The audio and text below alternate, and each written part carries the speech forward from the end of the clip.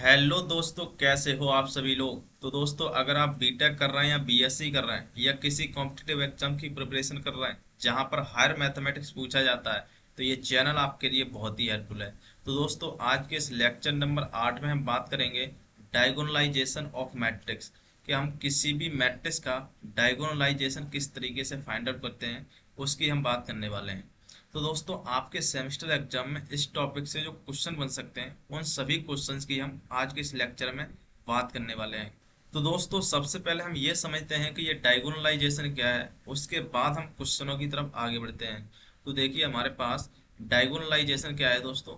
ये कह रहा है कि इन डायगोनलाइजेशन we can convert any square matrix its diagonal for by using eigenvalues and eigenvector। इसका मतलब क्या है दोस्तों, ये कहना चाह रहा है कि हम डायगोनलाइजेशन में किसी भी स्क्वायर मैट्रिक्स को उसके डायगोनल फॉर्म में चेंज कर सकते हैं with the help of eigen values और आइगन वेक्टर्स। देखिए, ये कहना क्या चाह रहा है दोस्तों, हम उसकी बात कर रहे हैं। हम मान लेते हैं दोस्तों, लेट सपोज हमारे पास एक मैट्रिक्स है जिसका ऑर्डर 3x3 का है, एक स्क्वायर मैट्रिक्स है दोस्तों ये। ठीक है। और मान लेते हैं and it's eigen values and eigen vector. ठीक है। Eigen values and eigen vector. Eigen values and eigen vectors मान लेते हैं दोस्तों, वो है λ1, λ2 और λ3। ठीक है। एंड और आइगन वेक्टर मान लेते हैं हम x1, x2 और फिर x3। ये हमारे पास आइगन वेक्टर हैं रेस्पेक्टिवली दोस्तों। ठीक है।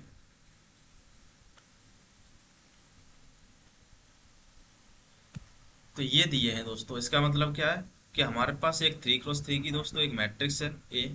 ठीक है। और उसकी आइगन वैल्यूज और आइगन वेक्टर ये दिए गए हैं λ1, λ2, λ3 corresponding to x1, x2, x3। मतलब जो हमारे पास आइगन वैल्यू λ1 है उसके करस्पॉन्डिंग आइगन वेक्टर x1 है। उसी तरीके से λ2 के लिए x2 है और λ3 के लिए x3 है आइगन वेक्टर। ठीक है। तो ये हमारे पास गिवन है दोस्तों, ये हमें कहना चाह रहा है। अब ये कहना चाह रहा है कि इसको हम डायगोनल फॉर्म में चेंज कर सकते हैं इस मैट्रिक्स को with the help of eigen values और आइगन वेक्टर। तो देखिए दोस्तों, यहाँ पर हम एक कंसीडर करेंगे। क्या कंसीडर करेंगे, देखिए हम यहाँ कंसीडर करते हैं। क्या कंसीडर करेंगे दोस्तों, कंसीडर कर रहे हैं हमारे पास एक मैट्रिक्स है जिसको हम पी नाम देते हैं दोस्तों। ठीक है। ये जो मैट्रिक्स है दोस्तों, वो बनी है आइगन वेक्टर की हेल्प से। आइगन वेक्टर हमारे पास है x1 और x2 और फिर x3। ठीक है। ये जो मैट्रिक्स बनी है दोस्तों, ये आइगन वेक्टर की हेल्प से बनी है। और इस मैट्रिक्स को हम नाम देते हैं मॉडल मैट्रिक्स। इसको नाम देते हैं दोस्तों मॉडल मैट्रिक्स। ठीक है। मॉडल मैट्रिक्स ऐसी मैट्रिक्स जो आइगन वेक्टर की हेल्प से बनती है उसको दोस्तों हम मॉडल मैट्रिक्स कहते हैं। ठीक है। अब बात करते हैं दोस्तों, एक और दूसरी हम मैट्रिक्स को मानते हैं जिसको हम डायगोनल डायगोनल फॉर्म में लिखते हैं, जो कि आइगन वैल्यू की हेल्प से बनती है। और इसको दोस्तों डायगोनल मैट्रिक्स बोलते हैं। ठीक है। तो इसको दोस्तों हम किस तरीके से लिखेंगे डायगोनल फॉर्म में, λ1 0 0 और 0 और फिर λ2 फिर 0 और 0 0। ठीक है। और λ3। ये है डायगोनल मैट्रिक्स दोस्तों, जो कि आइगन वैल्यू की हेल्प से बनती है। और इस मैट्रिक्स का जो नाम होता है दोस्तों, वो होता है स्पेक्ट्रल मैट्रिक्स बोलते हैं इसे। इसको हम देते हैं नाम स्पेक्ट्रल मैट्रिक्स, स्पेक्ट्रल मैट्रिक्स। ठीक है। ये दोस्तों मॉडल मैट्रिक्स और स्पेक्ट्रल मैट्रिक्स, ये एक स्पेसिफिक नाम दे दिया हमने। ठीक है। कि इस मैट्रिक्स को हम मॉडल मैट्रिक्स बोलेंगे जो आइगन वेक्टर की हेल्प से बनती है। और जो हमारे पास जो डायगोनल मैट्रिक्स है जो आइगन वैल्यू की हेल्प से बनी है उसको हम स्पेक्ट्रल मैट्रिक्स बोलेंगे। ये एक स्पेसिफिक नाम है दोस्तों। ठीक है। इनको भी ध्यान रखना है। ठीक। अब दोस्तों हम आगे बात करते हैं कि देन इसके बाद दोस्तों हम क्या करते हैं, एक काम करते हैं, जो ए मैट्रिक्स है ना, ए का पी से मल्टीप्लाई करके देखते हैं। तो देखिए क्या बनता है, हम ऐसे ही करके देखते हैं दोस्तों। तो ए का अगर हम पी से मल्टीप्लाई करें, ए पी निकालना चाहें, तो देखिए क्या बनेगा। ए तो एक मैट्रिक्स है दोस्तों, हमने जो अभी 3x3 की मानी थी। और जो पी मैट्रिक्स है ना, पी क्या थी दोस्तों, उसकी बात कर रहे हैं। पी एक मॉडल मैट्रिक्स थी जो कि आइगन वेक्टर की हेल्प से बनी है। तो x1 x2 x3, तो यहाँ पर हम इसकी वैल्यू रख देते हैं। ये है x1 और फिर x2 और x3, ये मिलके बनी है हमारी मॉडल मैट्रिक्स जिसको मैंने P नाम दिया था। अगर इसको अंदर मल्टीप्लाई करें दोस्तों तो देखिए क्या बनेगा, ये बनेगा हमारे पास a इंटू एक्स वन और फिर a इंटू एक्स टू, ठीक है, और a इंटू में x3। सिंबॉलिक फॉर्म में अगर इससे मल्टीप्लाई करें तो यही बनेगा दोस्तों। क्लियर। और दोस्तों आपने एक रिलेशनशिप पढ़ा था कि आइगन वैल्यूज और आइगन वेक्टर में क्या रिलेशनशिप था, पहले हमने पढ़ा था। वो था दोस्तों कि ए एक्स इजिकल टू अगर हो तो वो लेमडा एक्स के बराबर हो जाता है, जहां पर एक्स क्या था दोस्तों, आइगन वेक्टर था और लेमडा आइगन वैल्यू थी। ये हम रिलेशनशिप पहले पढ़ चुके हैं। तो इसी रिलेशनशिप को अगर यहाँ लगाएं दोस्तों तो ए एक्स दोस्तों वो किसके बराबर होगा, लेमडा एक्स के। तो यहाँ से हम लेमडा वन नाम देते हैं और इसको एक्स वन कह देते हैं। तो लेमडा इंटू एक्स वन हो गया। ए एक्स टू किसके बराबर हो गया दोस्तों, ये हो गया लेमडा टू इंटू में एक्स टू, ठीक है। और ये हो जाएगा दोस्तों ए एक्स थ्री किसके बराबर हो जाएगा, लेमडा थ्री इंटू में एक्स थ्री के बराबर हो जाएगा। क्लियर। इसको हम इस रिलेशनशिप की हेल्प से कर सकते हैं। और दोस्तों क्या मैं इसको इस तरीके से लिख सकता हूँ क्या, ध्यान से देखना, एक्स वन एक्स टू और एक्स थ्री, ठीक है। इसको हम कुछ इस तरीके से लिख रहे हैं, देखना आप देखते रहना। इसको हम लिख रहे हैं लेमडा वन और फिर जीरो जीरो, फिर जीरो, फिर लेमडा टू और फिर जीरो, और जीरो जीरो और फिर लेमडा थ्री, ठीक है। अगर आप दोस्तों इन दोनों मैट्रिक्स को मल्टीप्लाई करोगे तो देखिए फाइनली आपको यही मैट्रिक्स मिलेगी। देखना इसको इससे मल्टीप्लाई करोगे तो लेमडा वन एक्स वन मिला, फिर इसको इससे मल्टीप्लाई करोगे दोस्तों तो लेमडा टू एक्स टू मिलेगा, और फिर इससे मल्टीप्लाई कराओगे तो दोस्तों ये लेमडा थ्री एक्स थ्री मिलेगा। दोनों का मल्टीप्लाइकेशन ही तो ये लिखा है दोस्तों, ठीक है। तो इसको दोस्तों हम इस तरीके से लिख सकते हैं। अब देखना ये क्या बना दोस्तों, जो हमने आइगन वेक्टर की हेल्प से जो मैट्रिक्स बनी थी उसको हमने नाम क्या दिया था दोस्तों, उसको हमने माना था पी माना था, ये मॉडल मैट्रिक्स है। और जो डायगोनल फॉर्म में जो मैट्रिक्स बनी थी इसको हमने डी नाम दिया था, जैसे इस वेक्टर मैट्रिक्स कहते हैं, ठीक है। तो इसको तो हमने नाम दिया था पी की और ये दिया हमने डी, ठीक है। तो यहाँ से आप क्या देख रहे हैं दोस्तों कि ए इंटू में पी करने पर हमारे पास पी डी मिल रहा है। क्लियर। यहाँ से आगे देखना दोस्तों क्या बन रहा है, अगर हम इसमें P इनवर्स से मल्टीप्लाई करें, ठीक है, P inverse A P, premultiply कर रहे हैं P inverse A P is equal to, यहाँ से हो जाएगा P इनवर्स और फिर पी डी, ठीक है, ये बनेगा हमारे पास। अब यहाँ से देखना क्या बनना है आगे दोस्तों, यहाँ बनेगा हमारे पास P इनवर्स ए इंटू में P, ये बनेगा हमारे पास, ठीक है, इजिकल टू, देखिए P इनवर्स और P दोस्तों क्या हो गया, ये तो आइडेंटिटी मैट्रिक्स बन गया। और यहाँ केवल क्या बचा, केवल डी बचा है दोस्तों। तो यहाँ से हमारे पास एक फॉर्मूला आया, ये फॉर्मूला बहुत इंपॉर्टेंट है दोस्तों। इसी के बेसिस पर ही सारे क्वेश्चन होने वाले हैं, इस पर जो भी क्वेश्चन पूछा जाएगा इसी बेसिस पर पूछा जाएगा। तो पी इनवर्स ए पी किसके बराबर हो गया, डी के बराबर हो गया। डी क्या है दोस्तों, एक डायगोनल मैट्रिक्स है, जो हमने अभी पीछे मानी थी, देखिए ये वाली, ये है डायगोनल मैट्रिक्स। तो इसका मतलब क्या दोस्तों, कि हमारे पास अगर कोई मैट्रिक्स दी है, अगर उसकी हमने आइगन वैल्यू आइगन वेक्टर भी दिए हैं, तो उसकी हेल्प से ये निकालने के बाद हम उस ए मैट्रिक्स को उसके डायगोनल फॉर्म में चेंज कर सकते हैं इसकी हेल्प से, पी इनवर्स इनटू में ए पी करके, ठीक है। एक फॉर्मूला तो ये बना। इसके बाद दोस्तों हम क्या करते हैं, इसमें एक और मल्टीप्लाई कर रहे हैं। कैसे मल्टीप्लाई कर रहे हैं, यहाँ से हमें ए निकालना है। ए निकालने के लिए हम क्या करेंगे दोस्तों, जो पी इनवर्स ए पी है ना, ठीक है, इसको हम क्या करते हैं, यहाँ पर p से मल्टीप्लाई कर रहे हैं, ठीक है, प्री मल्टीप्लाई, और इधर से हम p इनवर्स से मल्टीप्लाई कर रहे हैं, ठीक है। और इधर भी ऐसा ही कर रहे हैं हम, d है ना, इधर हम p से मल्टीप्लाई और इधर से हम p इनवर्स से मल्टीप्लाई, तो सेम रहेगी इक्वेशन, कुछ फर्क नहीं पड़ेगा, ठीक है। तो यहाँ से देखना p इंटू पी इनवर्स दोस्तों identity matrix, p into P inverse identity matrix, तो इधर बचा हमारे पास a और इधर क्या मिल रहा है दोस्तों, p d p इनवर्स, ठीक है, ये मिला हमारे पास, ठीक। तो ये दूसरा फॉर्मूला आया दोस्तों हमारे पास, ठीक है। तो ये दो इम्पोर्टेंट, बहुत इम्पोर्टेंट है दोस्तों, आगे आने वाले जो भी क्वेश्चंस है इन्हीं दोनों पर पूछे जाते हैं। इस फॉर्मूले से दोस्तों, ये फॉर्मूला कब लगेगा, जब हमें कोई ए मैट्रिक्स पूछे, ठीक है, आइगन वैल्यू आइगन वेक्टर दिया है, उसकी हेल्प से अगर हमें मैट्रिक्स पूछे तो ये फॉर्मूला लगाएंगे हम। और अगर कोई मैट्रिक्स दी है, अगर उसे डायगोनलाइज करना है तो हमें ये फॉर्मूला लगाना है, ठीक है। तो दोस्तों हम क्वेश्चन की तरफ बढ़ते हैं और देखते हैं क्वेश्चन किस टाइप के पूछे जाते हैं। तो ये है क्वेश्चन दोस्तों हमारे पास कि diagonalize the matrix A given eigen values and eigen vector respectively. इस तरीके के इस टाइप के क्वेश्चन दोस्तों आपके एग्जाम में आएंगे कि हमारे पास एक मैट्रिक्स दी होगी और या तो आइगन वैल्यू आपको निकालनी पड़ेगी, आइगन वैल्यू आइगन वेक्टर, या तो फिर क्वेश्चन में ही दी होगी। ठीक है, तो इस क्वेश्चन में देखिए क्या कह रहा है ये कि diagonalize the matrix A given eigen values 6 और -1 और आइगन वेक्टर ये दिए हुए हैं रेस्पेक्टिवली। ठीक है, तो इसकी हेल्प से हमें क्या करना है, इस मैट्रिक्स का डायगोनलाइज करना है। ठीक है, और डायगोनलाइज करने के लिए हमने दोस्तों क्या पढ़ा था, डायगोनलाइज करने के लिए हमारे पास ये फॉर्मूला था, पी इनवर्स इनटू में ए पी करने पर वो डायगोनलाइज हो जाता है, मतलब डायगोनल फॉर्म में आ जाती है मैट्रिक्स। ठीक है, तो इसी को हम ध्यान में रखते हुए करते हैं। देखिए, तो सबसे पहले दोस्तों हम क्या करते हैं, यहाँ से स्पेक्ट्रल मैट्रिक्स निकालते हैं। ठीक है, तो हम बात करेंगे सबसे पहले स्पेक्ट्रल मैट्रिक्स क्या हुआ, क्या स्पेक्ट्रल मैट्रिक्स। ठीक है, तो स्पेक्ट्रल मैट्रिक्स दोस्तों क्या होता था, वो एक डायगोनल मैट्रिक्स होता था जो किससे बनता था, λ1 और λ2 से बनता था। ठीक है, 0 0 और फिर λ2 इससे बनता था आइगन वैल्यू से मिलकर। λ1 को दोस्तों हम मान लेते 6 और माइनस बनाइए। ठीक है, तो ये हो जाएगा 6 0 और फिर 0 और माइनस। तो ये दोस्तों हमारे पास आ गई स्पेक्ट्रल मैट्रिक्स, जैसे हम डायगोनल मैट्रिक्स बोलते हैं, यही थी ना हमने अभी यहाँ पर पढ़ाया था दोस्तों। इसको हम स्पेक्ट्रल मैट्रिक्स बोलते हैं, ये डायगोनल मैट्रिक्स जो कि आइगन वैल्यू की हेल्प से बनती है। क्लियर, तो हमने दोस्तों स्पेक्ट्रल मैट्रिक्स लिख ली।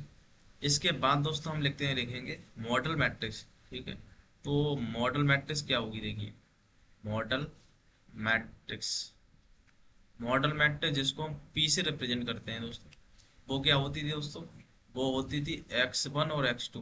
ठीक है, मतलब आइगन वेक्टर की हेल्प से जो मैट्रिक्स बनती थी उसको हम बोलते थे मॉडल मैट्रिक्स। तो x1 क्या है, मतलब ये वाला, तो ये हो जाएगा 2 और फिर माइनस का 5। ठीक है, और x2 दोस्तों 1 और 1 है, देखिए ये वाला। ठीक, तो यहाँ से दोस्तों आपको लिए मॉडल मैट्रिक्स मिल गई और दोस्तों ये आपके लिए स्पेक्ट्रल मैट्रिक्स भी मिल गई। क्लियर, अब दोस्तों हमें क्या करना है, डायगोनलाइज करना है। डायगोनलाइज करने के लिए हम, हमारे पास क्या कंसेप्ट था, हम लिखेंगे दोस्तों यहाँ से बाई डायगोनलाइजेशन, डायगोनलाइजेशन। बाई डायगोनलाइजेशन हमने पढ़ा था दोस्तों कि अगर हम पी इनवर्स ए पी करते हैं, ठीक है, तो वो मैट्रिक्स किस में आ जाती है, डायगोनल फॉर्म में आ जाती है। देखिए हमने यहाँ पढ़ा था दोस्तों ये वाला, देखिए पी इनवर्स ए पी करने पर डायगोनल फॉर्म में आ जाती है मैट्रिक्स। तो हम यही निकालेंगे दोस्तों, यहाँ पी इनवर्स इनटू में ए पी निकालेंगे। तो सबसे पहले हमें पी इनवर्स चाहिए। अब ये हमारे पास पी है दोस्तों मैट्रिक्स, इसका इनवर्स लगाना पड़ेगा आपको। तो इसका देखिए शॉर्टकट क्या है दोस्तों, मैं यहाँ पर शॉर्टकट बता रहा हूँ आपके लिए। ठीक है, शॉर्ट ट्रिक। इसके बाद जो 3x3 का हमारा नेक्स्ट क्वेश्चन है ना, उसमें हम निकालना सीखेंगे कि पी इनवर्स कैसे निकाला जाता है। तो देखिए शॉर्टकट यहाँ पर हम क्या अप्लाई करेंगे, अगर हम इसका डिटरमिनेंट निकालना चाहें दोस्तों, ठीक है, पी का डिटरमिनेंट क्या होगा इसका, तो 2 और ये 5, ये हो जाएगा 7। ठीक है, और पी इनवर्स आप जानते हो दोस्तों कैसे निकलता है, वो निकलता है एडजॉइंट ऑफ ए, तो एडजॉइंट ऑफ पी अपॉन में डिटरमिनेंट ऑफ पी, ऐसे ही निकलता है ना। तो यहाँ से दोस्तों देखना क्या बनना है, तो डिटर्मिनेंट ऑफ पी तो हमें मालूम है ये है 1/7, लेकिन एडजॉइंट ऑफ पी कैसे निकालेंगे दोस्तों, देखिए इसकी शॉर्ट ट्रिक है दोस्तों। क्या है, अगर दोस्तों ये हमारे पास जो पी मैट्रिक्स है ये अगर नॉन सिंगुलर है तो इसके हम ट्रिक लगा सकते हैं। वो ट्रिक क्या है, ये जो 2 और 1 है ना, इसको दोस्तों आप उल्टा कर दीजिए, यहाँ कर दीजिए 1 और यहाँ कर दीजिए 2। अब ये जो बचे 1 और -5, इनका जो साइन है ना, साइन को उल्टा कर दीजिए, तो 1 की जगह -1 हो जाएगा और 5 है ना, -5 उसकी जगह 5 हो जाएगा। तो आपके लिए ये जो मैट्रिक्स मिलेगी ये एडजेंट ऑफ पी होगा और 1/7 से मल्टीप्लाई कर देंगे तो ये पी इनवर्स आ जाएगा। तो पी इनवर्स हमारे पास ये आ गया। क्या मिला हमारे पास, ये मिला 1/7 और ये मिला 1 और फिर 5 और -1 और फिर 2। ठीक है, तो ये मिलेगा हमारे पास पी इनवर्स। क्लियर, N2 में ए पी, ए का मतलब दोस्तों जो मैट्रिक्स दी है, मैट्रिक्स है हमारे पास 1 और फिर -5 और ये है -2 और फिर 4। ठीक, N2 में दोस्तों पी, पी के हमारे पास ये दी है, ये है 2 और फिर 1 और -5 और फिर 1, ये दिया हुआ है। क्लियर, अगर दोस्तों आप इसको मल्टीप्लाई करेंगे तो ये आ जाएगा 1/7। ठीक है, और इन दोनों को अगर मल्टीप्लाई करें दोस्तों तो देखिए क्या बनने जा रहा है, इसको दोस्तों आप मल्टीप्लाई करेंगे 1 और 5, ये हो जाएगा 6 और इसके बाद दोस्तों ये -6 बनेगा, और ये बनेगा -5, और ये बनेगा -2। ठीक है, इन दोनों को मल्टीप्लाई करें तो इसके बाद दोस्तों ये हमारे पास चल रहा है 2 के बराबर, 2 1 -5 और फिर 1। ठीक है, अगर इसको भी आप मल्टीप्लाई करें दोस्तों तो ये क्या बनने जा रहा है, ये बनेगा 1/7। ठीक है, इन दोनों को मल्टीप्लाई करने पर ये बन रहा है हमारे पास 42। ठीक है, और 0 और 0, और ये बन रहा है -7। ठीक है, तो फाइनली दोस्तों आपके पास क्या मिलेगा, ये हो जाएगा 7×42, ये हो जाएगा 6, और फिर 0 और 0, और फिर ये हो जाएगा -1। तो ये दोस्तों आपके लिए फाइनली आंसर मिलेगा पी इनवर्स ए पी का। तो ये हमने इस मैट्रिक्स का डायगोनल फॉर्म में चेंज कर दिया, मतलब इसका डायगोनलाइजेशन हो गया। देखिए दोस्तों, इस प्रकार के क्वेश्चनों में क्या होता है कि हमारे पास आंसर पहले से ही मालूम होता है। आपको मालूम था दोस्तों कि पी इनवर्स ए पी किसके बराबर आता है, डी के बराबर आता है। यहाँ से आपको मालूम है ना, P inverse A P D के बराबर आता है। और डी मैट्रिक्स हमें पहले ही मालूम है, ये वाली देखिए डी मैट्रिक्स हमें पहले ही मालूम है 6 - 1, तो यही देखिए मैच हो गया। तो इस तरह के क्वेश्चनों में दोस्तों हमें आंसर पहले से ही मालूम होता है, लेकिन ऐसे क्वेश्चनों को दोस्तों हमें पूरा ही सॉल्व करना होगा। तो दोस्तों आपके सेमेस्टर एग्जाम में स्टेप मार्किंग होती है, इसीलिए आपको पूरा क्वेश्चन ही सॉल्व करना है इसी तरीके से। ठीक है, अब दोस्तों हम क्वेश्चन नंबर 2 की तरफ बढ़ते हैं। देखिए वहां पर क्या है दोस्तों। तो दोस्तों क्वेश्चन नंबर 2 हमारे पास है, ये कह रहा है कि if eigenvectors of matrix A 3×3 corresponding to the eigenvalues -3, -3 और 5 आर, और ये हमारे पास आइगन वेक्टर्स दिए हैं रेस्पेक्टिवली, देन फाइंड ए। अब देखिए ये हमारे पास एक एप्लीकेशन है दोस्तों, डायगोनलाइजेशन का ये एप्लीकेशन दिया है। इसमें देखिए क्या है कि अगर हमारे पास आइगन वैल्यूज और आइगन वेक्टर दिए हैं और हमारे पास कोई नॉलेज नहीं है किसी भी मैट्रिक्स ए के बारे में, तो हम उसको तो हम दोस्तों आइगन वैल्यूज और आइगन वेक्टर की हेल्प से इस ए को फाइंड आउट कर सकते हैं। क्लियर। तो देखिए इसको कैसे सॉल्व करेंगे दोस्तों। तो सबसे पहले दोस्तों हम क्या करेंगे, इसका सॉल्यूशन देखिए आप। ठीक है, तो सॉल्यूशन में सबसे पहले हम लिखेंगे इसमें स्पेक्ट्रल मैट्रिक्स बनाएंगे दोस्तों। ठीक है, तो देखिए स्पेक्ट्रल मैट्रिक्स क्या बनेगी दोस्तों, स्पेक्ट्रल मैट्रिक्स। ठीक है, तो स्पेक्ट्रल मैट्रिक्स क्या होती है दोस्तों, जिसको हम डी से रिप्रेजेंट करते हैं, मतलब जो डायगोनल फॉर्म में होती है। ये दोस्तों कैसे होती है, λ1 0 0, ठीक है, और फिर 0, और फिर λ2, और फिर 0 और 0 0 और λ3, इस टाइप की होती है दोस्तों स्पेक्ट्रल मैट्रिक्स। ठीक है, जो डायगोनल फॉर्म में होती है। तो दोस्तों यहाँ पर हम लिखेंगे λ1 की वैल्यू कितनी है, वो है -3। तो यहाँ -3, और फिर 0 0, और यहाँ हो जाएगा 0, और यहाँ -3, फिर 0 और 0 0, और λ3 है दोस्तों 5 के बराबर।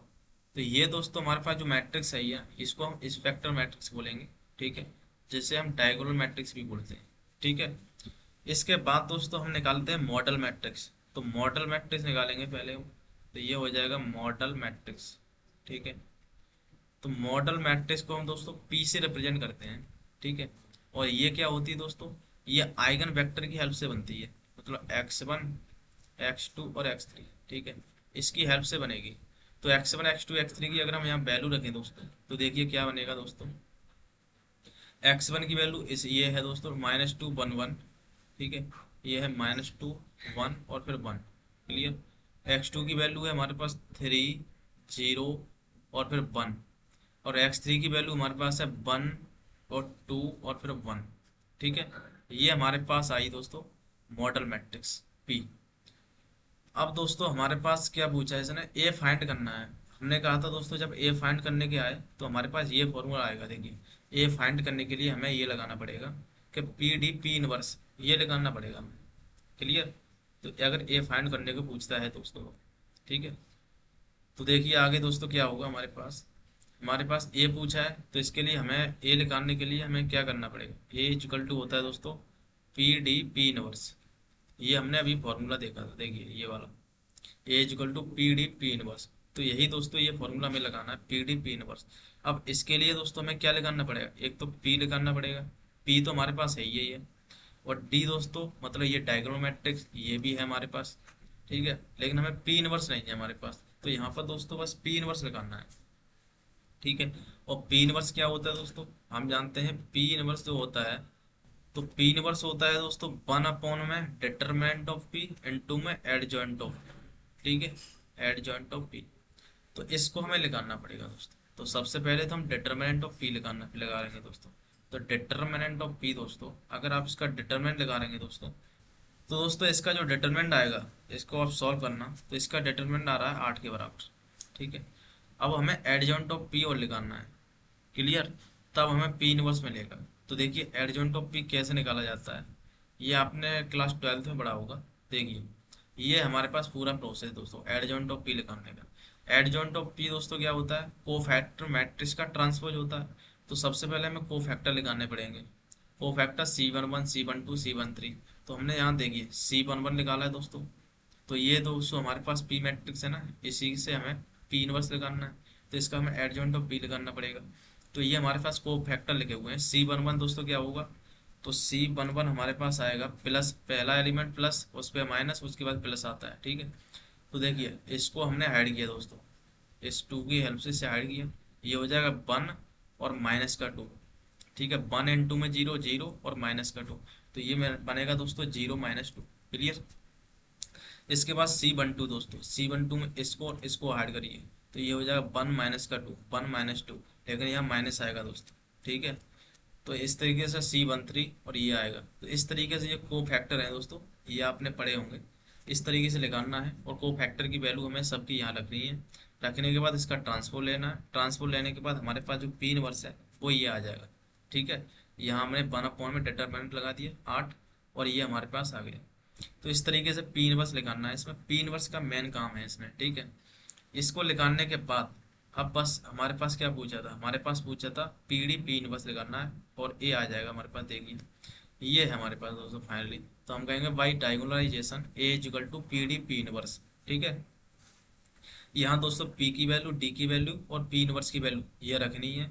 तीनों को मल्टीप्लाई करना है। ठीक है। इसको मल्टीप्लाई करेंगे तो ये मिलेगा, और ये एज इट इज जब इसको मल्टीप्लाई करेंगे दोस्तों तो ये मिलेगा, और हमारे पास फाइनली ये मिल जाएगा। ये हमारे पास फाइनली ए मैट्रिक्स आ चुकी है। तो इस टाइप के क्वेश्चन दोस्तों आपके सेमेस्टर एग्जाम में पूछे जाते हैं। मैं आपके लिए दोस्तों एक बार रीकैप करके दिखा देता हूँ पूरा। ठीक है। तो दोस्तों हम रीकैप की बात में, तो सबसे पहले हमें डायगोनलाइजेशन समझा कि डायगोनलाइजेशन होता क्या है। तो हमने समझा कि हम किसी भी मैट्रिक्स, स्क्वायर मैट्रिक्स है, उसको हम डायगोनल फॉर्म में चेंज कर सकते हैं with the help of eigen values और आइगन वेक्टर। तो हमने एक मैट्रिक्स मानी, स्क्वायर मैट्रिक्स 3x3 की, और इसकी आइगन वैल्यू आइगन वेक्टर को हमने ये माना। ठीक है। एक्स λ1 λ2 λ3 और x1 x2 x3। इससे हमने दोस्तों मॉडल मैट्रिक्स बनाई। ठीक है। जो कि आइगन वेक्टर की हेल्प से बनी, और इसके बाद स्पेक्टर मैट्रिक्स बनाई जो कि ये बनी। ठीक है। ये दोनों बनने के बाद दोस्तों, इसके बाद हमने क्या किया, हमने यहाँ पर एपी निकालने की कोशिश करी। तो एपी निकाला तो ए इंटू में पी दोस्तों, यहाँ पर आइगन वेक्टर वाली मैट्रिक्स। तो ए का अंदर मल्टीप्लाई किया, और यहाँ पर जो हमने रिलेशन से पढ़ा था A X equal to lambda X, उसको यहाँ अप्लाई किया। और दोस्तों ये जो मल्टीप्लिकेशन है वो इस तरीके से लिखा जा सकता है। तो यहाँ से हमने देखा कि A P equal to P D मिला। ठीक है। यहाँ पर हमने पी इनवर्स से प्री मल्टीप्लाई किया, तो यहाँ से P inverse A P D के बराबर आ गया। मतलब यहाँ पर हमें डायगोनलाइजेशन हो गया किसी भी मैट्रिक्स का इस फॉर्मूले से। ठीक है। और फिर यहाँ पर दोस्तों पी से और पी इनवर्स से दोनों तरफ साइड से मल्टीप्लाई किया, तो यहाँ से हमें दोस्तों ए की वैल्यू मिलेगी, मतलब मैट्रिक्स ए मिलेगी यहाँ पर। तो ये दो फॉर्मूले बहुत इंपॉर्टेंट है दोस्तों। इसकी हेल्प से हम किसी भी मैट्रिक्स को डायगोनलाइज करते हैं, और इसकी हेल्प से हम किसी भी मैट्रिक्स को फाइंड आउट करते हैं। तो ये दोस्तों एक रिकैप था। ठीक है। तो आज के लिए दोस्तों इतना ही। तब तक के लिए जय हिंद।